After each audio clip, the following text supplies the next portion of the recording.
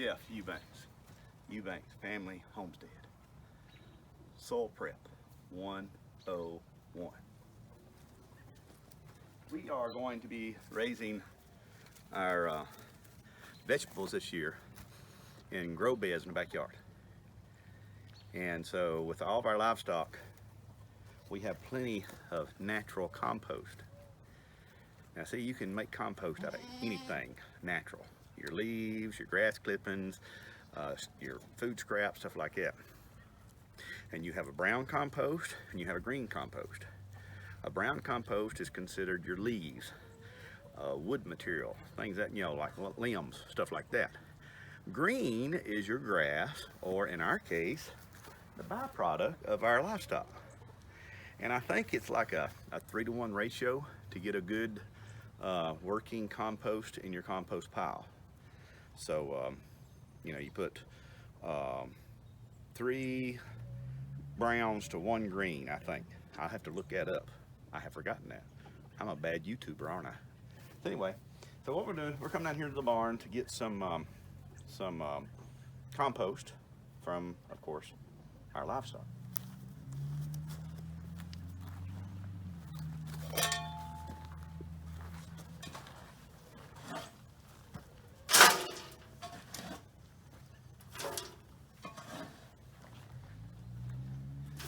You can get stuff similar to this at horse stables, but I think you need to be careful getting it from a horse stable, because I got some one time like that, and the tomatoes we planted never did really flourish, and the leaves were wrinkled and curled. And as I started seeing that going on, I started looking online, and come find out, horses, of course we all know this, eat a lot of hay. And that hay has been treated to kill the weeds in it. Well, lo and behold, that hay that the horses had consumed, that chemical was on the hay, it went right through the horse, into the compost, and then I tried to plant tomatoes in it. No good-o. I guess it just didn't have time to work to get all that out of it. I don't know. But if you do try to get some horse type compost, you might want to ask that question, because you could really cause yourself a lot of heartache.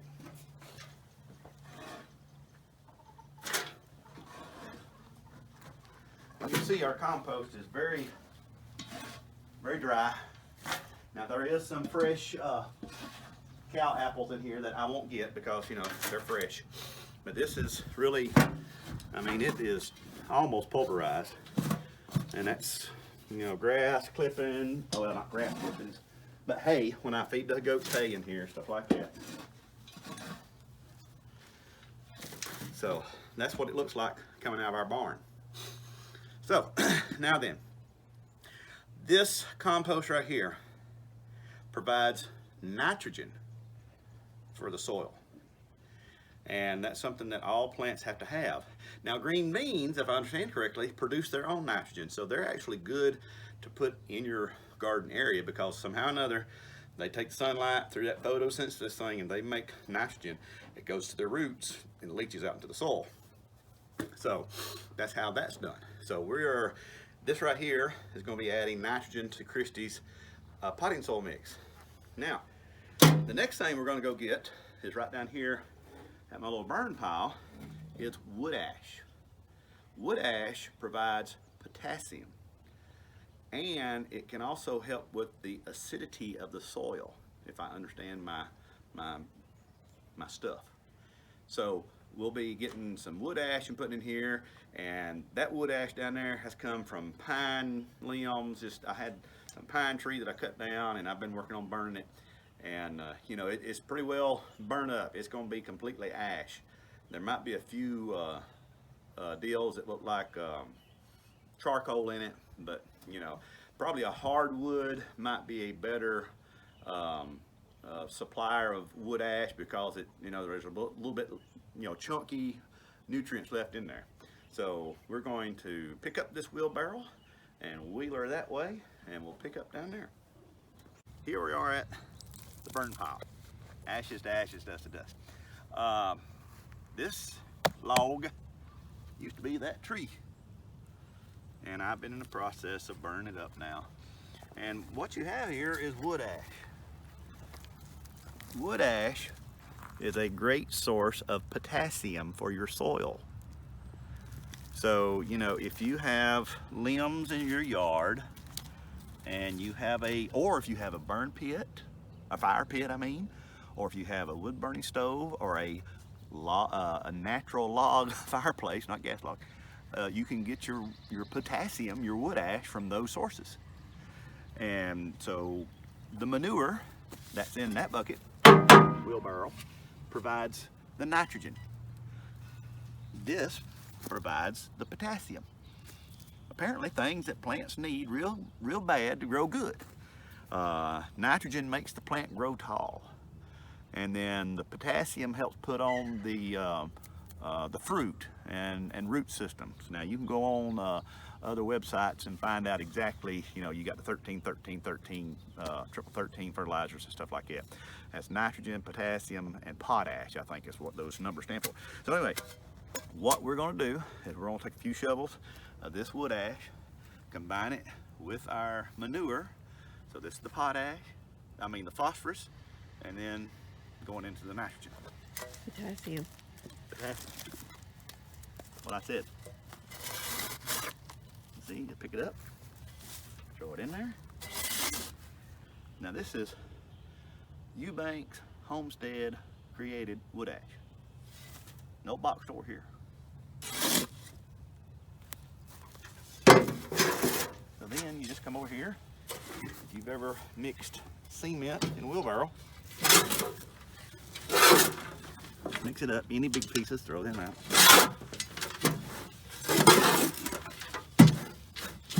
And there, that's all there is to it. I got a fly in my face. So this is one way that you can use the resources that you have available to yourself to condition your soil. And you know, we're using our leftover flower pot soil from last year, and we're gonna recharge it. So that's you know, once again, these prepper people and, you know, cheap people like me, we like to reuse things, and so that's a project we have here on the homestead this year. So like I said, this could come from your burn pit, your fire pit, your fireplace, anywhere that you can get wood ash to mix with manure. So hope y'all are following along with it so far, and now we're going to go on up to the Dirterator 2020. That's a drum roll, folks.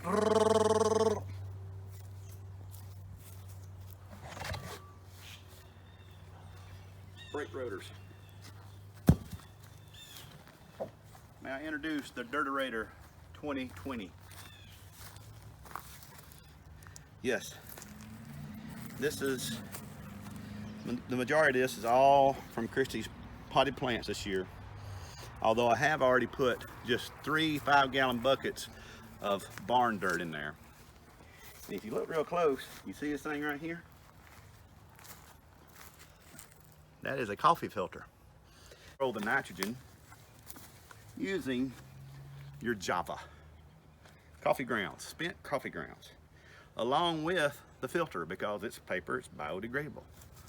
And so what you do, you come over there and just toss it in there. If you like us, you got plenty of coffee grounds. And then of course, you know, from time to time you have to come here and turn this stuff. I've got a pitchfork that works real good.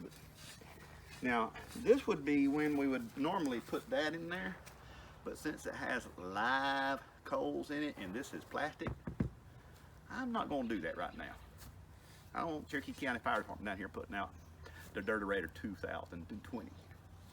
But this is what it is. I mean, I've actually gone around here turning rocks over, looking for earthworms, and put earthworms in there to help break down. And you know, worm castings are supposedly the world's greatest fertilizer there is. But I've done that, and I put it in there. And now, so this is going to be ready come springtime for you know, putting small pots together to put on the porch, to transplant vegetables in. See, what I have in mind is using this in the actual holes in our raised beds, you know, to plant the plants in, so they got a good nutritious base to work from. Now you might say, well, Jeff, we don't have room for Dirt Raider 2020 here where we live. And I couldn't tell you where that come from to start with, but anyway. So for the individual who has that dilemma, I give you Dirt Raider 2.1.1 and 2.1.2. Now, this is something you can buy at Home Depot, Walmart, wherever. And I mean, you look at that, that's the big one. They have smaller ones. I'm only using this as a size comparison. But see, you could do something as simple as that to keep your dirt in, to mix it if you want to do your own deal. And over there on the side of the barn, I'm sorry, the she shed, Christy has a little container, and that's what we mix the potting soil and the black cow compost in. And then she had a little assembly line there. It's kind of unkept right at the moment. That's another project we got going on here. So, but that worked out real well for her. She really liked that. I got Husband of the Year award on that one. Well, at least Husband of the Week or something like it. So, but anyway, yes, this is what we're working on here with our compost, our dirt. I mean, it looks good already because number one, it was potting soil dirt. We're just rejuvenizing it, putting this coffee grounds in here, and then adding our own compost to it. It's going to be some primo grow-o dirto. So that's what we got planned. And like I said, this little thing right here works like a charm. I don't even remember where I come across this thing, but y'all know I'm a hoarder at heart. So somebody said, hey, you want that? And I took it. And you know, I've got a rule, anything I keep for over 2 years and I don't use it, I'm supposed to throw away. So I guess that one beat the cut, how you want to look at it. So anyway, we just want to get something on how we're getting ready for our growing season in our raised beds. We still haven't started our raised beds yet. We've got plenty of time, hopefully. But we already know where they're going to be going out here. All we have to do is get some materials. We'll include y'all in on all that. They're not going to be, you know, fancy, you know, hard to do deals, but I think they'll work. Okay, well, we're back. The hot embers are now cool. Just throw that stuff over in there. So.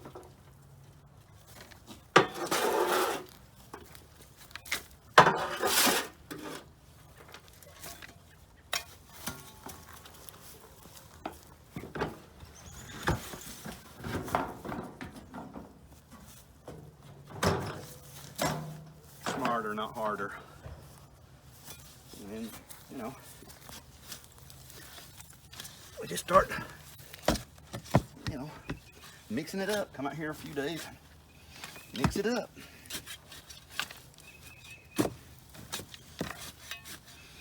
Keep it moist.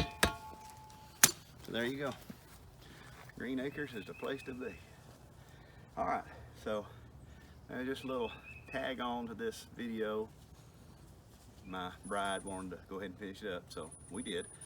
So if you like this, hit like. If you're not a subscriber to our channel, please hit subscribe and then like, and then share it with who you're up to. So we will see y'all sooner or later. Bye-bye.